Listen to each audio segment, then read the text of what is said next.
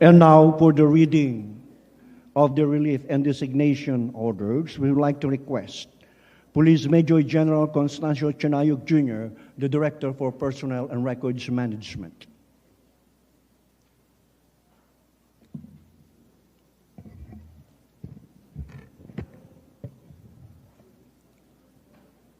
Republic of the Philippines, National Police Commission, National Headquarters, Philippine National Police, Camp Brigadier General Rafael T. Crame, Quezon City. Termination of designation. Pursuant to General Orders Number NHQ-GO TDS-2025-4308, dated August 26, 2025. The designation of Police General Nicolas Torre III, O-06117, as Chief Philippine National Police is terminated effective August 26, 2025. Designation.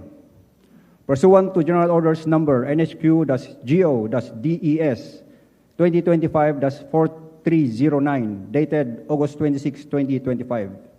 Police Lieutenant General Jose Melencio Corpus Nartatez Jr., O-00542, is designated as Officer in Charge, Philippine National Police, effective August 26, 2025, by the direction of President Ferdinand R. Marcos Jr. Official, Juanito Victor C. Remulla, Secretary of the Interior and Local Government. Signed, Constancio T. Chanayog Jr., Police Major General, the Director for Personnel and Records Management.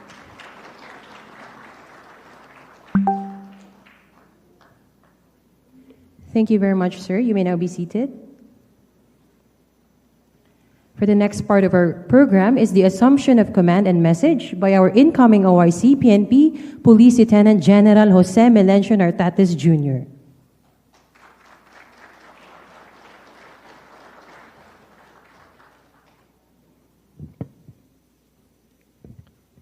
Assumption of command.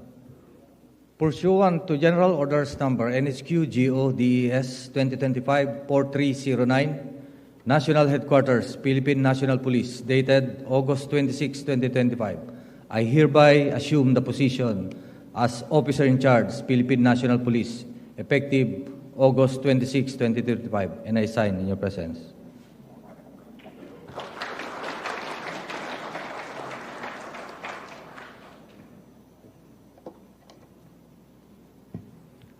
With that, I am now ready to assume my post as for the turnover as Officer in Charge of the Philippine National Police.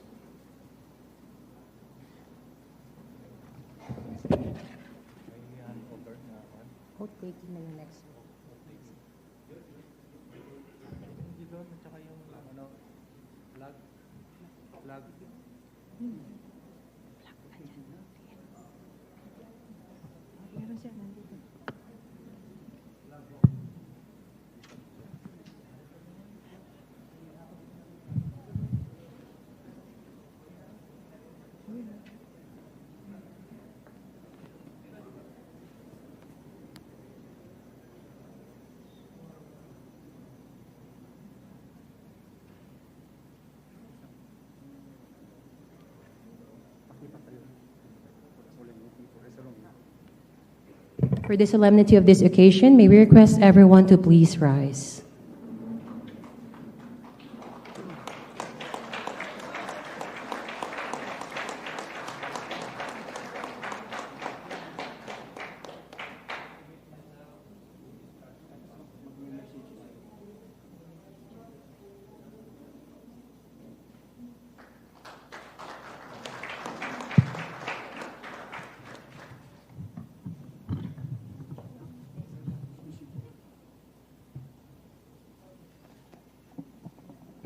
Okay, please sit down.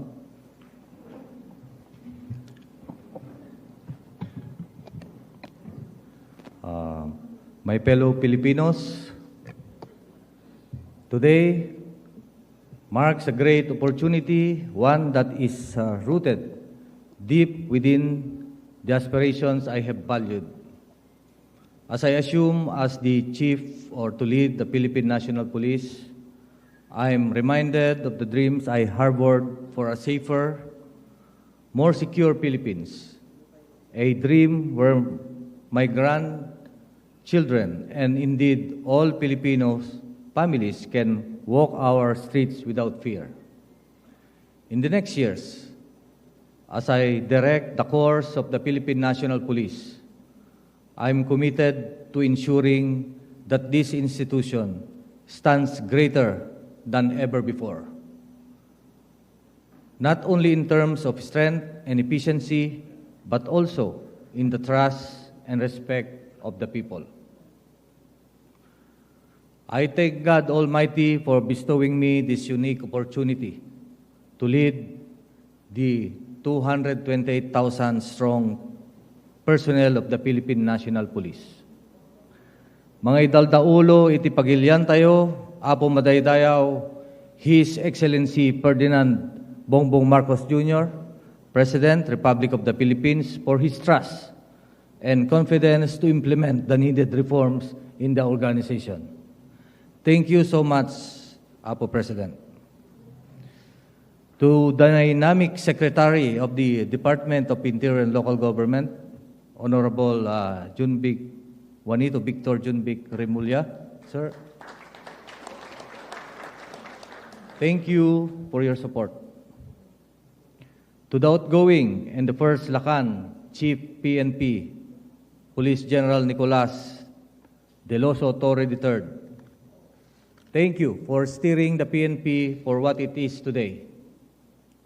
To my beloved family who has nurtured me to what I am today, my father, my mother, and my brothers, my wife, Mary Rose, and my children who are the source of my strength and inspiration.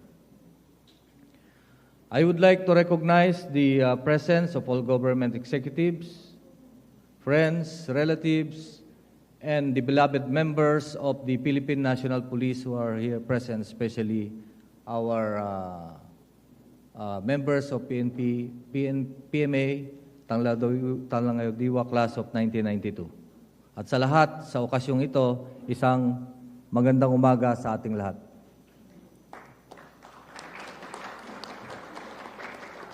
My story began many years ago as a young lad growing up under the care of my grandfather, who served 16 years as the chieftain of the humble barangay of Mabilbilasor, Santa Ilocos. Sa apong ko, unang nakita ang kahalagahan ng pamumuno, disiplina at kaayusan. Holding on to these early impressions in life, I went on as PMA cadet, eager to learn more. Through the rigors of cadetship, I was able to internalize the deeper meaning of courage, integrity, and loyalty. From the halls of the academy to the streets where I patrolled as a young lieutenant, every experience has shaped me into the leader I am today. My aspiration has become to lead with integrity, to serve with compassion, and to protect our communities with unwavering dedication. But today is not just about my story. It is about the collective narrative of the Philippine National Police, an organization built on the pillars of service, honor, and justice. Over the years, we have been guided by the wisdom and insights of my predecessors. It's like our former Chief PNP, General Acorda, palakpakan natin, who have left behind a legacy of best practices. Together, we have overcome adversity, solved crimes, and have worked tirelessly to protect our vulnerable communities.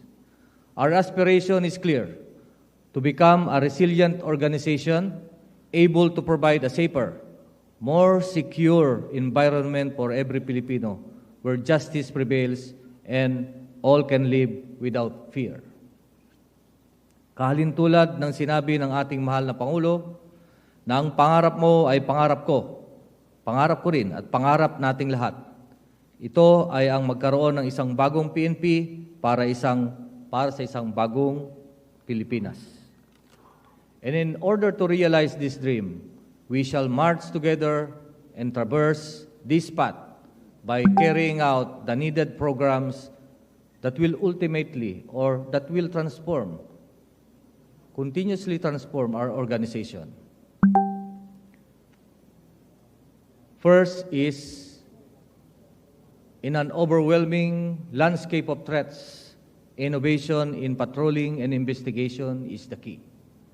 We can deny the occurrence of crime through the mastery of community, strategic deployment, and police visibility in crime-prone areas. In the occurrence of crime, we should provide investigative solutions by identifying personalities and groups involved, secure evidence that will ensure their guilt before the court.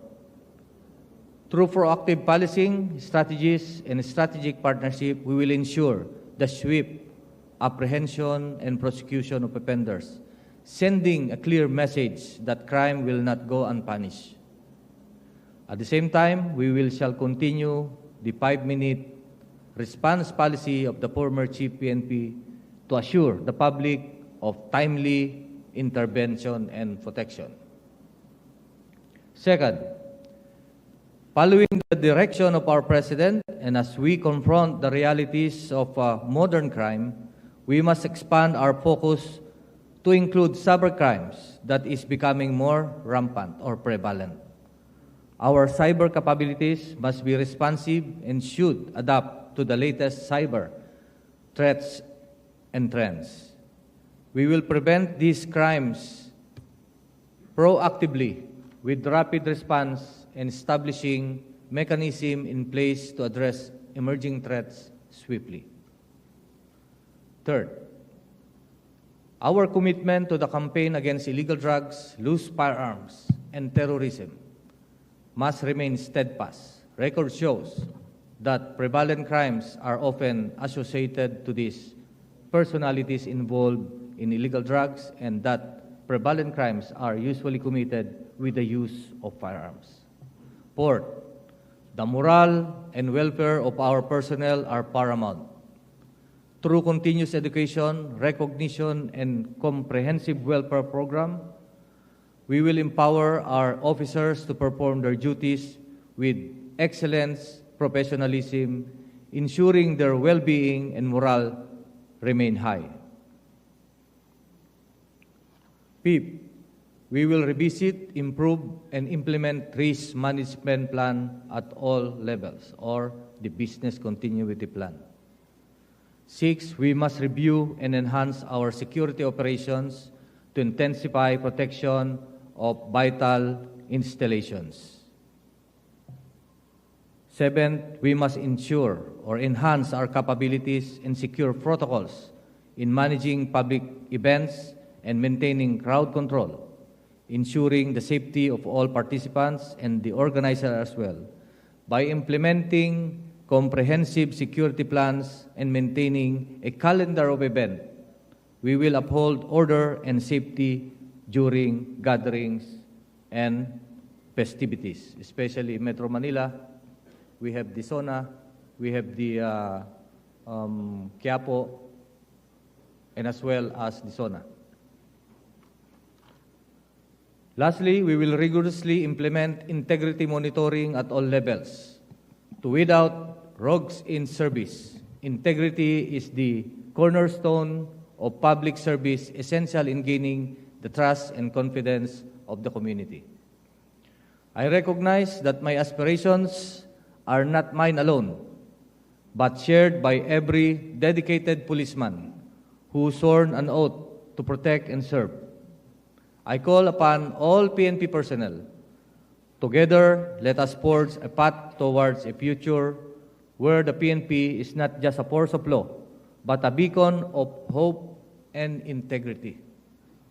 As we move forward, let us embrace the vision set forth by our President, ushering the PNP into a new era of united service where every officer, every community member, and every Filipino can contribute to the realization of a bagong PNP at bagong Pilipinas. Maraming salamat po at patnubayan nawa tayo ng ating poong may kapal.